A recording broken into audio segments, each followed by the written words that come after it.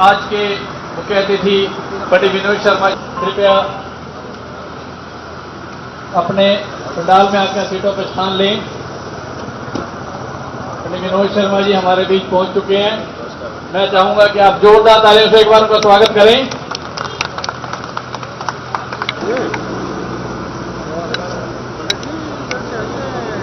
यमुनानगर पहुंचने पर यहां की जनता द्वारा हार्दिक अभिनंदन किया जा रहा है।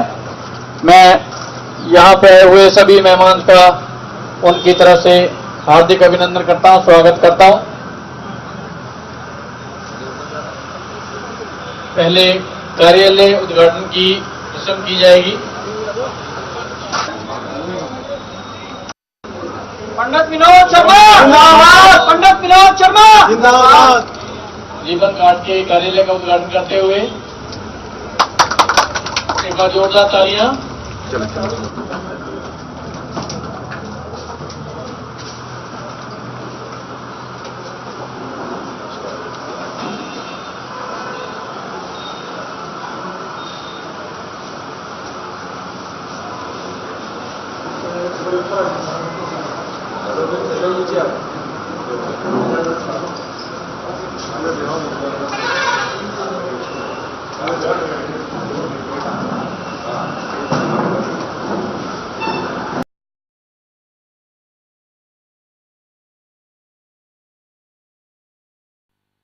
जय भगवान शर्मा जी, श्री गोपाल शर्मा जी, नीरज कंबोज जी, हरिओम कौशिक जी, श्री विक्रम जी, बलजीत सिंह जी, राजकुमार जी, श्री टेक सिंह राणा जी। साथियों,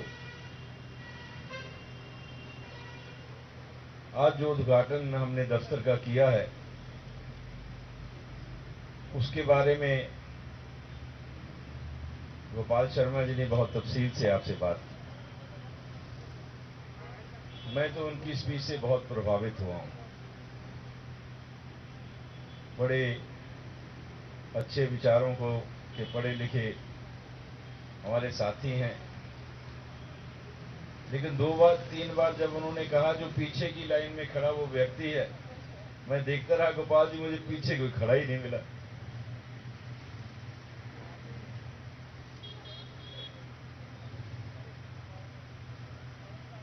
दिमाग में बाद में बात आई कि शायद ये व्यक्ति की बात नहीं कर रहे हैं,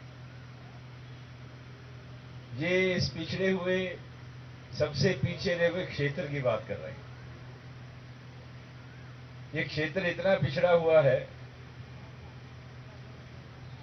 कि अब तो कोई पैरामीटर नहीं है जिसके जरिए हम कह सके कितना पिछड़ा है। कोई शक नहीं है, जैसे इन्होंने कहा कि 500-600 फैक्ट्री यहां पर प्लाईवुड की हैं। ये भी सही है कि बर्तन बनाने के कारखाने जहां पर जो हैं आज से नहीं, बहुत पुराने हैं और बहुत हैं, लेकिन पता नहीं क्या कारण है, क्या कमी है। मतवातर जितनी भी सरकारें आई हैं, चाहे वो कांग्रेस की हो चाहे दूसरी पार्टियों की हो, किसी का ध्यान इस तरफ नहीं गया। मैं 4 चीजें तो गिना सकता हूं कि यहां के, सही कहा आपने कि इस क्षेत्र से जितने टैक्सेस जाते हैं शायद और कहीं से इतनी आमदनी, आर्थिक आमदनी सरकार को ना हो, लेकिन उसका 10% भी यहां नहीं लगता है। यहां की सड़कों की हालत सबसे ज्यादा बदतर है और यहां के नौजवान बच्चों को नौकरियों में सबसे कम हिस्सा पूरे हरियाणा में मिलता है, यमुनानगर में। और सम्मान रूप से आप मुझे एक इदारा बताइए, पिछले 10 वर्ष में, 20 वर्ष में, 25 में, 30 में, 40 में, आप मुझे बताइए एक भी इस जिले में कोई बड़ा अस्पताल या बड़ा यूनिवर्सिटी या एजुकेशन का इदारा या हॉस्पिटल या कोई एम्स या कोई जैसे बड़े बड़े अस्पताल बने हैं, यहां पर कुछ बना है या कोई बड़ा कारखाना लगा है जिससे लोगों को रोजगार मिल सके। इस इलाके को एक तो हरियाणा में सबसे एक कोने पे पड़ता है, उत्तर प्रदेश के बॉर्डर पे पड़ता है। जानबूझकर मेरा इल्जाम है जानबूझकर इस इलाके को पीछे रखा गया।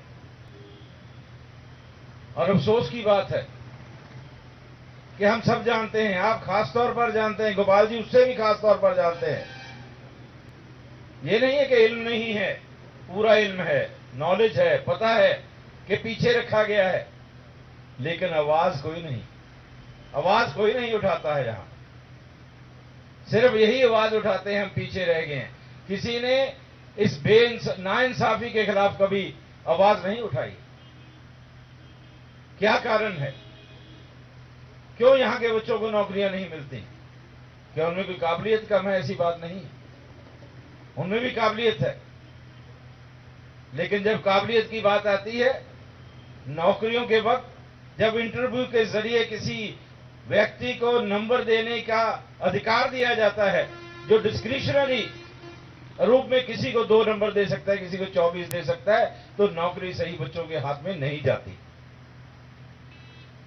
किसी बच्चे के 55 नंबर हैं और उसको 24 दे दिए जाए तो 79, और किसी बच्चे के 72 हैं, उसको 4 दे दिए जाए तो 76, यानी कि 55 नंबर वाले को नौकरी मिल सकती है, 72 नंबर वाले बच्चे को नौकरी नहीं मिलेगी। ऐसा सिस्टम है। इस सिस्टम को खत्म करने के लिए एक मुहिम चलाई है कि ये जो इंटरव्यू का पंच है, ये ढकोसला है, इसको बंद होना चाहिए। इंटरव्यू के जरिए लोगों के हक और हकूक के ऊपर किसी तरह का डाका नहीं पड़ना चाहिए। मैं मानता हूं कि नौकरियों के मामले में नौजवानों के भविष्य के लिए आने वाले समय में एक सार एक बराबर मौका मिलने के लिए ये जरूरी है कि आवाज सुनी जाए। लेकिन अगर कोई उठाएगा तब ना। अगर कोई व्यक्ति राजनीति महज अपने स्वार्थ के लिए करता है, अगर कोई व्यक्ति ये समझता है कि ये मुद्दा मेरा नहीं है, किसी और का होगा, मेरे को क्या अंतर पड़ता है, तो आपकी समस्याओं का कोई हल नहीं हो सकता। मुझे लगता है कोई आपकी समस्याओं का हल नहीं हो सकता। आप जितना भी कहेंगे हमारे साथ ज्यादती हो रही, अगर घर में बैठ के आप बात करेंगे, उसको लेकर आगे नहीं बढ़ेंगे, तो ये आपने कब समझ लिया कि आप नहीं चाहेंगे और दूसरा कोई आके आपकी मदद करेगा? ऐसा गोपाल जी नहीं होता है। अपनी मदद तो आपको खुद ही करनी पड़ेगी। दूसरा कोई आपकी मदद में जब आप कदम आगे बढ़ाएंगे, आपके कदम से कदम मिला के चल सकता है। लेकिन आपकी जगह आप सोचेंगे दूसरा कदम बढ़ाएगा, ऐसा कभी नहीं होता। कदम तो आपको ही बढ़ाना पड़ेगा। ये क्या कारण है?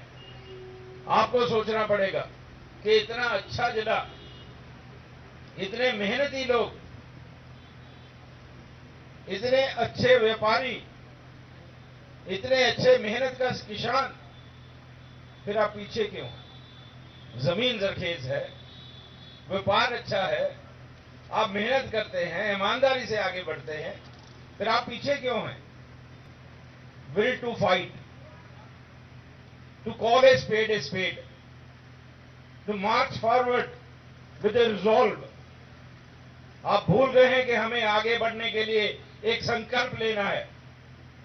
आप भूल गए हैं कि आगे बढ़ने के लिए अकेला आदमी कभी आगे नहीं बढ़ सकता। हम ये भी भूल गए हैं कि समाज के हर वर्ग को साथ लेकर जब तक नहीं चलेंगे, हमारी मजबूती और एकता नहीं बन सकती। हम ये भी भूल गए हैं कि जब तक हम समाज के हर व्यक्ति को जो कमजोर है, मजलूम है, जिसके ऊपर जुल्म हो रहा है, हम उसका साथ नहीं देंगे तो हमारा साथ देने वाला भी कोई नहीं होगा। हम अगर अपनी ही लोभ में बहते जाएंगे, हम अगर अपने आप में मैं पैदा करेंगे, अहंकार पैदा करेंगे, तो हमारा नाम लेवा कोई नहीं रहेगा होगा, कोई बात करने वाला नहीं होगा। हम अकेले चल के आगे नहीं बढ़ सकते हैं। इस प्रथा को खत्म करना होगा, इस रास्ते को बंद करना होगा, एक दूसरे का सम्मान करना होगा, इज्जत करनी होगी, उसका साथ लेना होगा, उसके कदम से कदम मिला के चलना होगा, तब जाके आपका काफिला बनेगा। अकेला आदमी कुछ नहीं कर सकता। ये बात को मानकर चलना होगा कि यमुना नगर कमजोर नहीं है, जमुनानगर के लोग कमजोर नहीं हैं। हम राजनीतिक व्यक्तियों ने अपने स्वार्थ के लिए इस इलाके को और यहां के लोगों को कमजोर बना रखा है। हम अपने स्वार्थ की बात सोचते हैं, हमारा क्या होगा। हम राजनीति में किसके जिस्म के ऊपर पांव रख के रोनते हुए आगे बढ़ेंगे, ऐसी सोच के साथ चलते हैं तो कैसे बढ़ेगा यमुनानगर आगे।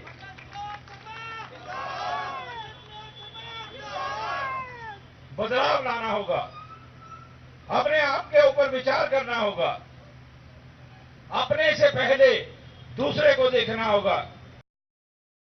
आपने देखा है, अभी देखा है लोकसभा के चुनाव में जो लोग अहंकारी थे, जिस सरकार ने आम जनता की बात को नहीं पूछा।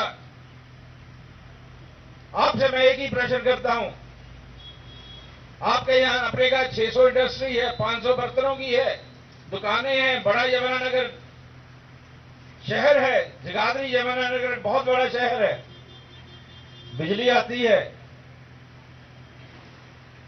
आप बिल देते हैं बिजली के। अगर आप एक महीना बिल न दें तो क्या आपका कनेक्शन कटता है या नहीं कटता है? 2 महीने बिल न दें आपका कनेक्शन कटता है या नहीं कटता है? सरचार्ज लगता है, जुर्माना लगता है। हरियाणा में बहुत से ऐसे हिस्से हैं जहां सालों साल बिजली के बिल नहीं दिए जाते, ना कनेक्शन कटता है, ना सरचार्ज लगता है, माफी मिलती है। तो क्या अंतर है? नहीं समझोगे, नहीं समझोगे तो आपकी किस्मत भाई। अगर नहीं समझोगे तो मैं कैसे समझाऊंगा। ये भेदभाव खत्म होना चाहिए, ये भेदभाव की नीति खत्म होनी चाहिए। लेकिन होगी तब जब आप सक्षम होंगे।